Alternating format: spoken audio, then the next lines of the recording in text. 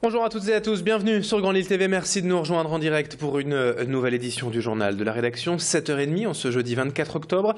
Bon réveil à toutes et à tous, bon appétit si vous prenez peut-être votre petit déjeuner en notre compagnie, bon courage si vous partez travailler, et surtout bonne matinée avec nous, toute l'info à suivre dans votre métropole lilloise.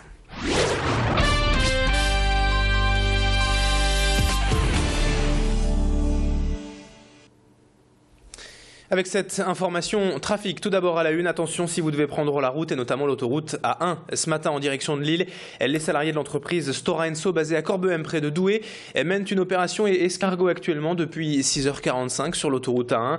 Ils ont prévu d'arriver à Lille aux environs de 10h pour se rendre au siège de la région en espérant obtenir du soutien de la part de l'institution régionale. Alors que leur usine est en vente depuis plus d'un an, ils n'ont toujours aucune information quant à un éventuel repreneur et leur avenir. Pour se faire entendre, ils ont donc décidé de mener cette opération escargot. Ce matin, depuis 6h45, elle est en cours en direction de Lille sur l'autoroute A1. Évitez donc le secteur si vous le pouvez.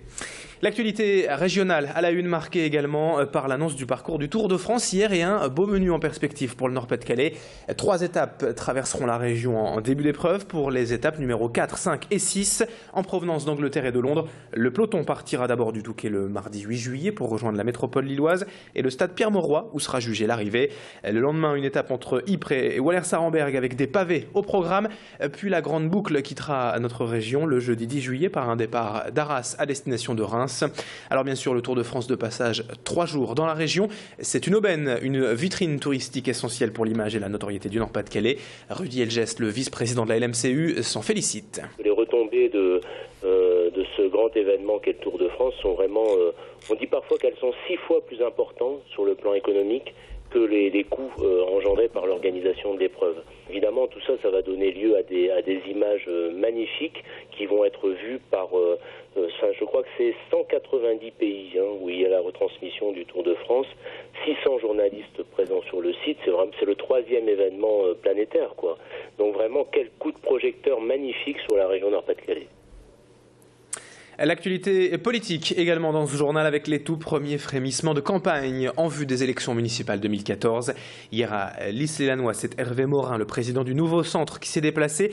Il est venu soutenir Gaëtan Jeanne, candidat de l'UDI, car au centre on affiche l'unité des partis pour ces élections municipales et surtout pour tenter de se frayer un chemin entre PS, UMP et FN.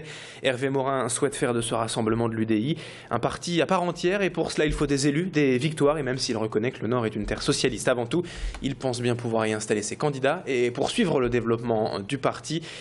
Chloé Wiromblewski était hier à cette rencontre et elle a notamment interrogé le candidat de l'UDI à Lys-les-Lannoy, Gaëtan Jeanne. Pour l'instant, oui, nous sommes plutôt confiants et comme l'a dit Hervé tout à l'heure, nous avons une liste qui rassemble, mais sans aucune négociation, ça s'est fait naturellement.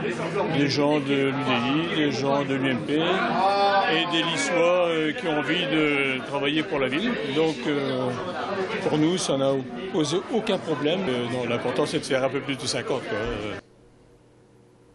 L'information en bref est ce drame familial hier soir à Tourcoing. Un couple de septuagénaires a été retrouvé mort à son domicile de la rue des Orions.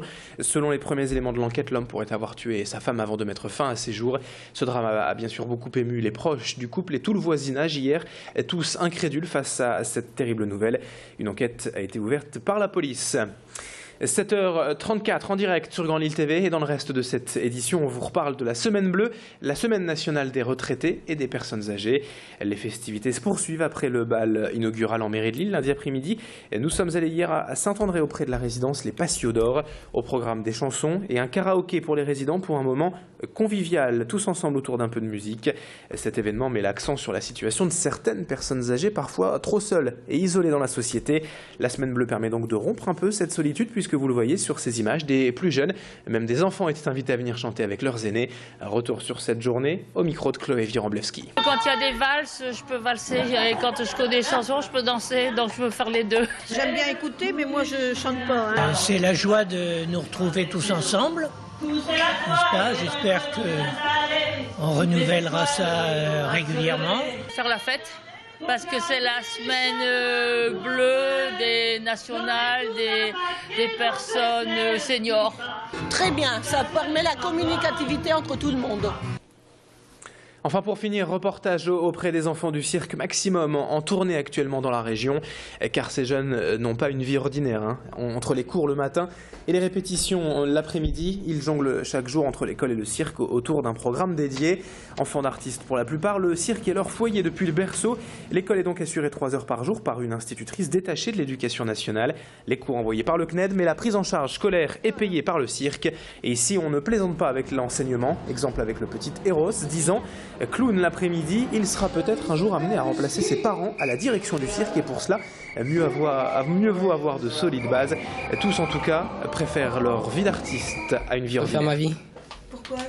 Parce que je peux faire plus de choses. Comme quoi, par exemple? Répéter un numéro, j'ai plus de temps libre. Le cirque, c'est vrai que si je sais faire que ça, un jour ça peut s'arrêter d'un coup comme ça et je sais rien faire d'autre. Alors l'école, c'est très important. C'est bien, il y a les animaux, il y a le cirque, c'est bien, j'aime bien, mais en plus on fait pas trop pareil l'école que les enfants normaux.